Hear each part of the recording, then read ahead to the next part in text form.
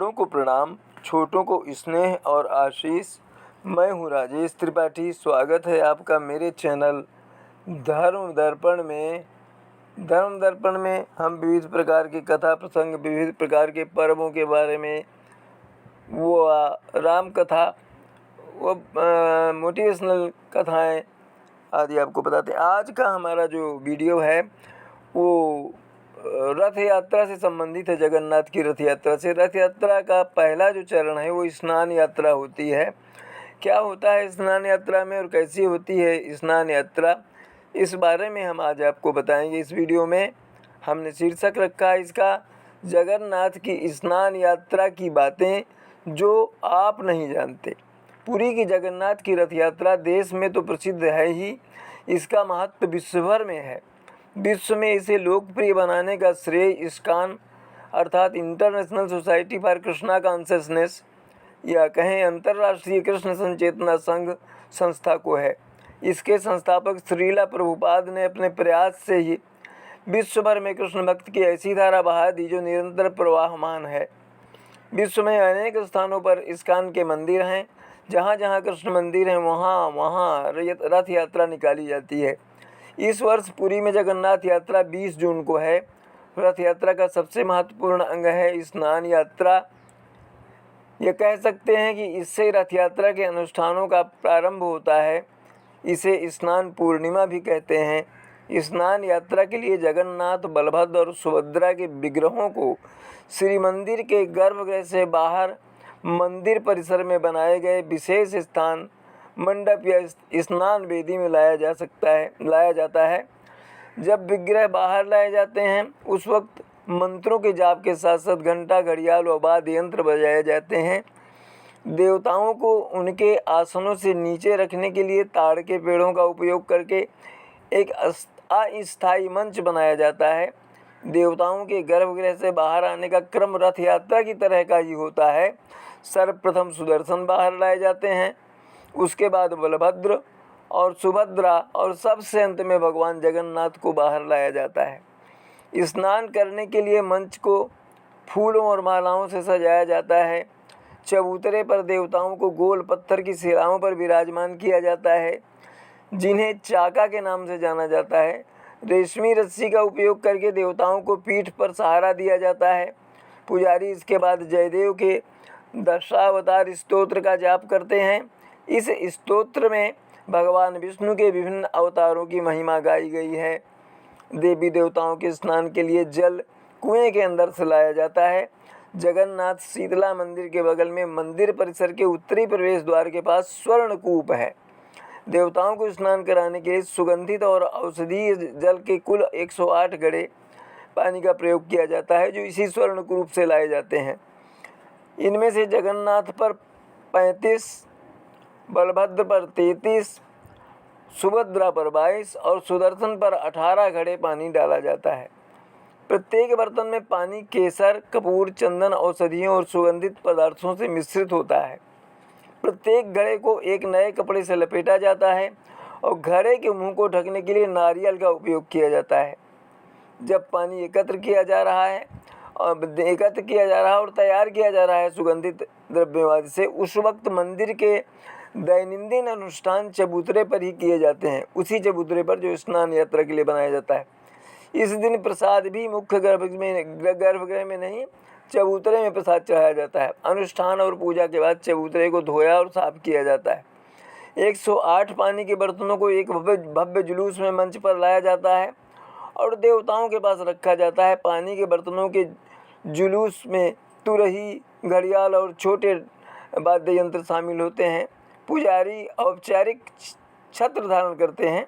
गरबाड़ू सेवक तथा देवताओं के चेहरों को लंबे कपड़े से ढक देते हैं।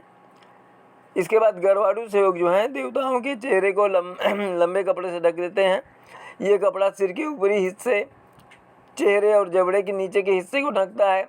4 देवताओं के लिए जल अलग किया जाता है और पुजारी अनुष्ठान शुरू करते हैं। मेकअप पुजारी द्वारा प्रत्येक देवता के सामने एक चांदी का कटोरा रखा जाता है।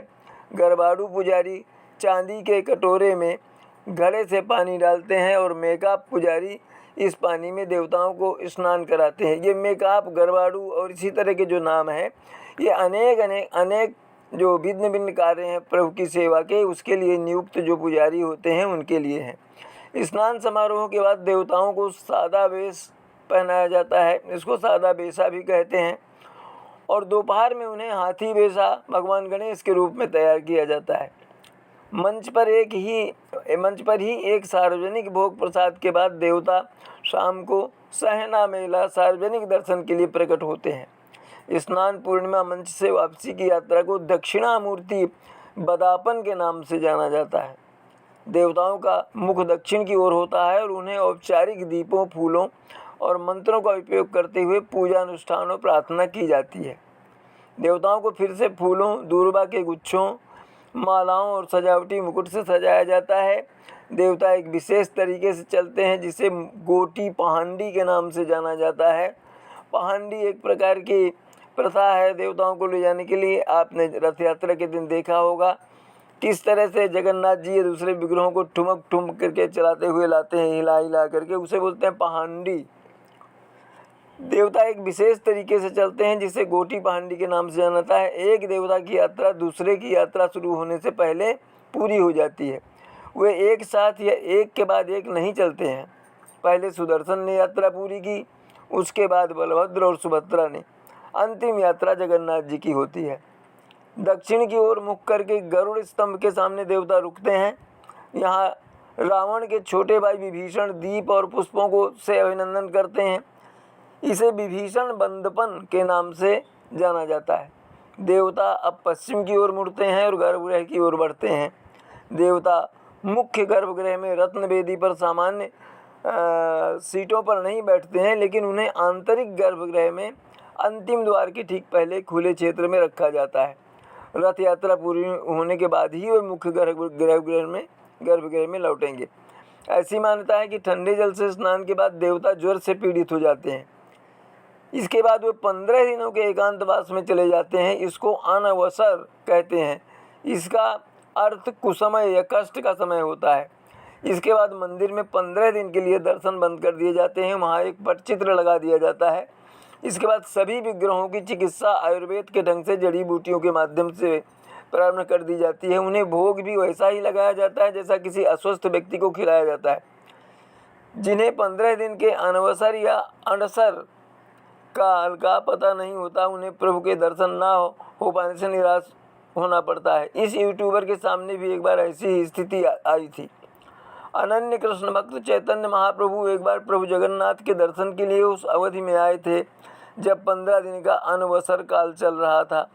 वे बहुत समय तक गर्भगृह के सामने एक खंभे पर अपना बायां हाथ टिकाए खड़े रहे, पर प्रभु जगन्नाथ के दर्शन नहीं हुए।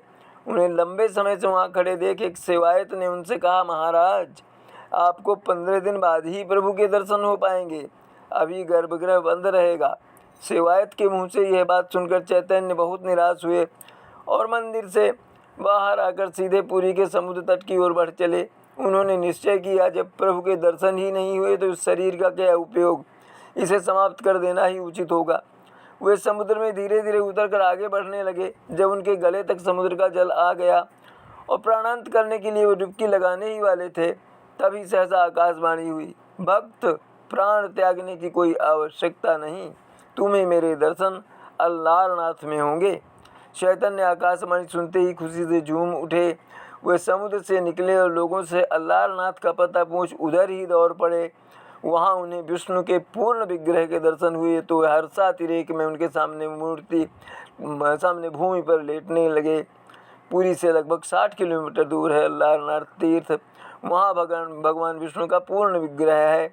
उसके सामने चैतन्य जमीन पर लेट गए और कृष्ण के प्रति उनके प्रगाढ़ प्रेम और भावातिरेक के प्रभाव से मूर्ति के सामने का पत्थर पिघल गया। उस पर चैतन्य महाप्रभु के शरीर और पाँव की अमिट छाप अंकित हो गई, जो आज भी ओडिशा के अल्लारनाथ मंदिर में विष्णु के विग्रह के सामने स्पष्ट देखी जा सकती है। आप अगर कभी जगन्नाथ मंदिर जाएं तो वहाँ के किसी सेवायत से यह पूछिएगा कि चैतन्य महाप्रभु के हाथों के चिन्ह वाला स्तंभ कहाँ है, तो आपको स्तंभ दिखा देगा और उससे जुड़ा प्रसंग भी बता देगा।